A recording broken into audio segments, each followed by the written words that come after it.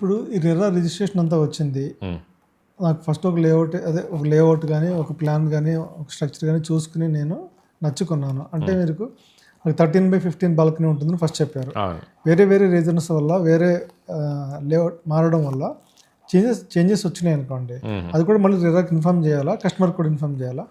First RERA ఒక sanction ప్లాన్లో ఏమైనా చేంజెస్ చేయాలనుకోండి ప్రమోటర్, కంపల్సరీ బయర్స్లో అంటే ఒక 500 ఫ్లాట్స్ ఉన్నాయి, 200 సేల్స్ అయిపోయినాయి, 200 మందిలో 2/3 ఆఫ్ ద పీపుల్ అగ్రి అయితే శాంక్షన్ ప్లాన్ చేంజ్ చేయొచ్చు. అగ్రి అవ్వకపోతే చేంజ్ చేయడానికి లేదు. వాళ్ళు సైన్ పెట్టాల్సిందే శాంక్షన్ ప్లాన్ చేంజ్ చేయాలంటే, ఆల్రెడీ అమ్ముతే. జనరల్గా ఒకసారి ఫ్రీజ్ అయిన తర్వాత బిల్డర్స్ ఎవ్వరు కూడా ప్లాన్స్ చేంజ్ చేసుకోరు. చేంజ్ చేసుకోవడానికి ఆల్మోస్ట్ ఇప్పుడు 9 months 10 months పడుతుంది. మీరు రీసెంట్గా హైదరాబాద్లో ట్రంప్ టవర్స్ అని వస్తుంది కదా, వాళ్ళు అంతకుముందు ఆ ట్రంప్ టవర్స్ వచ్చే ప్లేస్లో యాక్చువల్గా కమర్షియల్ బిల్డింగ్ శాంక్షన్ అయింది. అయితే రీసెంట్గా ట్రంప్ టవర్స్ వాళ్ళు దాన్ని తీసుకున్న తర్వాత దాన్ని రెసిడెన్షియల్ కన్వర్ట్ చేస్తున్నారు. లాస్ట్ 1 year నుంచి వస్తుంది అన్నారు కదా. యాక్చువల్గా పర్మిషన్స్ ప్రాసెస్ బాగా డిలే అయింది, లేకపోతే ఈ పాటికి ట్రంప్ టవర్ హైదరాబాద్లో లాంచ్ అవ్వాల్సి వచ్చేది.